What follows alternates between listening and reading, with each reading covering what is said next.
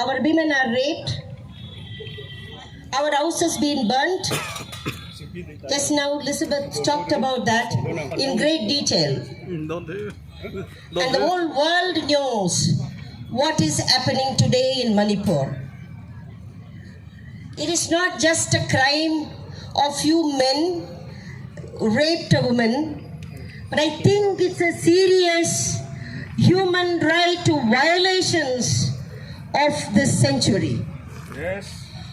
We had Nirbhaya case few years ago. Nirbhaya case is also an horrific, attack on her. But I think Manipur incident on two women is quite different from Nirbhaya case. Yes. I tell you why. Because this is not just, few men thought they can easily rape a woman and then forget and go away. Anyway, case will be filed. They will go to jail for some time. In the jail, they will get all benefits by the ruling party. By the ruling government, they will get out of the situation. But in this case, it is a war against us. It's a war against Manipur people. It's a war against the Kukusho community. It's a war against our bodies. My dear sisters and brothers, there are reasons behind it, because it is not just a gender violence. It's a violence perpetrated on the Kuku women of the ethnicity of our tribes. So it is a ethnic as well as a religious violence against us. We call that in the UN words or concept, the intersectionality of race, caste, gender, oppression on us. Fighting against Manipurians, especially the Sukiso, it is not one simple matter. It is not just two communities are fighting. In a family, a man and a woman are living, they fight with each other. They will have quarrels, they will have conflict. But this conflict is a conflict perpetrated by the state with the support of the police and the administration. Please register this. Therefore, our Supreme Court Chief Justice calls this is an organized crime. It's not Ruth Manorama. Our human rights activist says that. It's the Supreme Court Justice calls. This is an organized crime, and I say ethnic and religious violence. I think 90 days is getting over. It's going on. Though the condition has been brought little lower, but I think the new forms of violences are, taking place. They would have locked the houses, looting is taking place. We have seen in many conflicts like this. When in Karnataka also we have seen, in the cases of Dalits we have seen, in the cases of Muslims we have seen in Gujarat. The neighbors came and robbed the houses. The women were taking TVs and taking them in the cars, where the men were attacking the families. You know that. These crimes are called organized crime. Therefore, the government of India, the government of Manipur must speak. Yes, your Chief Minister in Manipur spoke. Very, very nicely he spoke. He says, I have brought law and order because in our region we grow drugs. Therefore, I have told the government to be like very strict with the people. Therefore, I put people behind the bars. Mr. Chief Minister of Manipur, you think that we are all, putting our fingers and our small children? I think you are wrong. The Gujarat violence, as women being part of a group called the National Alliance of Women, where Northeast women were in large number with my group. I took the case to the United Nations. Sorry to say that. Why we have to take it to the United Nations? Here, that justice is very watered down. It will only talk for people, those who are on the mid road. And if you are right or left, you are finished. Because in this country, people take sides instead of using the very powerful constitution to protect the women, to protect the indigenous people of this country. The UN says again, the indigenous people, own their land. They have the right over their land. Nobody can take the land according to 5th schedule. Actually, this has to be monitored by the President of India. I am not going to talk about her because being an indigenous woman, coming from the indigenous women, she is really in the hands of the ruling authority. She is not saying anything. The culture of silence is prevalent in the parliament because they have violated your rights. They have taken away your land. They are taking away your identity, saying that most of you Indians come from Burma, from borders. What happened to our land? Kuki land is a very rich land. Did you know that? Yes. It has bauxite. It has copper.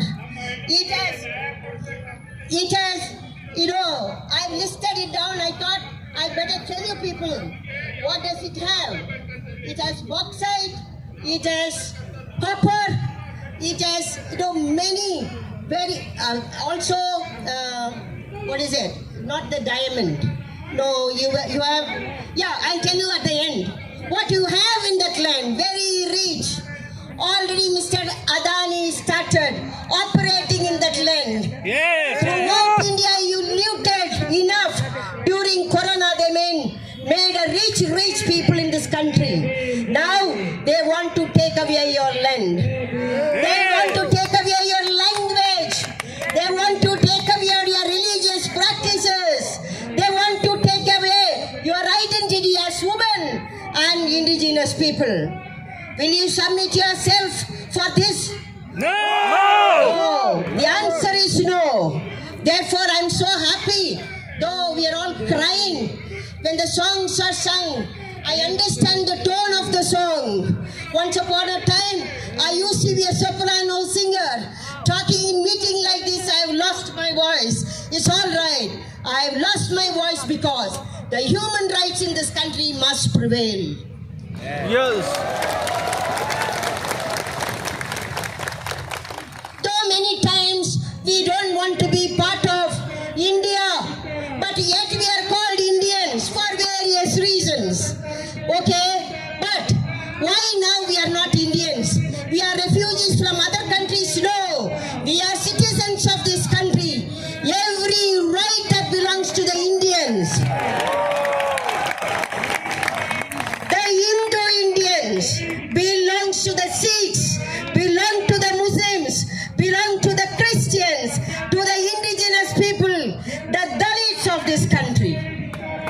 Rape has become a culture because they wanted to teach our communities a lesson so that we will shrink and die. Do you know our countries who've been, our people who've been exploited for living forever. We are living abundantly. Look at your songs, look at your culture, look at your speeches. I really feel proud that you are not only sinking because we have died, our houses are burned. You can rebuild your places again. Only if you have the belief, that we are fighting not only for our rights, for every rights whose rights have been violated in this country. A 9-year-old girl, has been taken by the Bajrang Dal group and the right-wing forces and 9-year-old child. And then she was raped, gang raped, continuously for 22 years. Have we raised our voices? We must raise. Do you know, very recently on a Dalit man, a man urinated on him, and then the chief minister takes him and washes him and give him a party, give him lunch and send him. We do not want slogans. Our Prime Minister of India very recently went to America and told India is a home for all. Very recently, the 7-country visit, when Manipur was burning, he visited how many countries? 7 countries. And he said, my land belongs to all. Is it all means only the party who supports him, who say yes to him, who is dancing according to the tune? We refuse to be the dolls of the right-wing forces, which is the Hindutva forces. This country belongs to all, according to his word. I am only quoting his words. During the time of parliament, he has to do his constitutional duty to go to Manipur and see to that justice should be given to you. Justice is not given. Why, Mr. the big CEO of this country, keeping your mouth shut? Open your mouth and talk. This is not my cry alone. It is a cry of the entire opposition MPs in the parliament. I am only narrating this. Is something in order, something is not in order. But I am saying, they are saying, your government must speak according to the law that has been, section 267, you talk. One person said, we don't care about sections, but you must talk. Then the discussion in the parliament will come. And I think the remarkable Supreme Court and this justice, and he says that the justice must go to the doorstep of the cookie koso. They should not go to the magistrate. Justice will come to you. The opposition parliamentarians already gone. There are 3 or 4 women are there already. I hope they would understand your tears, your anger, your needs, your aspiration as indigenous people. And report.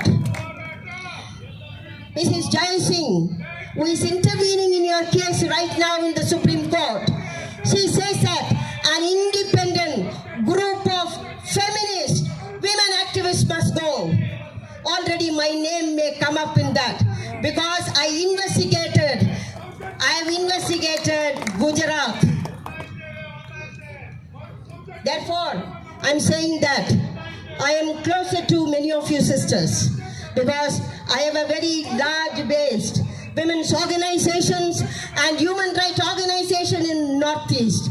I am not afraid to say that. What will happen to me? Nothing will happen to me. I am a mass level human rights activist. People, something will happen in Bangalore. My people, the slum dwellers, the Dalit people, the women's organization will uphold me. I am not afraid. I am not afraid to talk the truth.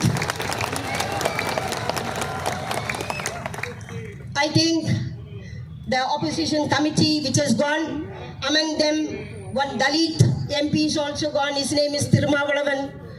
And then from Tamil Nadu, DMK women has gone. From your Manipur itself, TMC woman, Suchita Devi has gone. So about 7 or 8 people have gone there.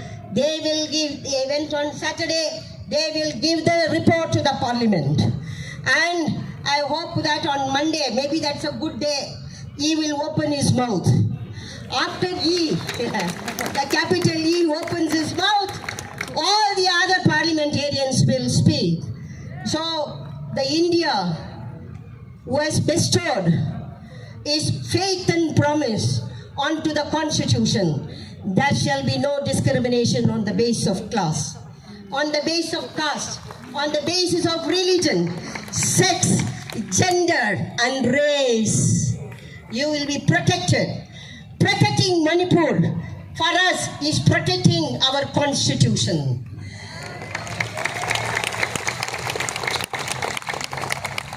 A lot of these young guys who has become parliamentarians, one from Bangalore, always wanted to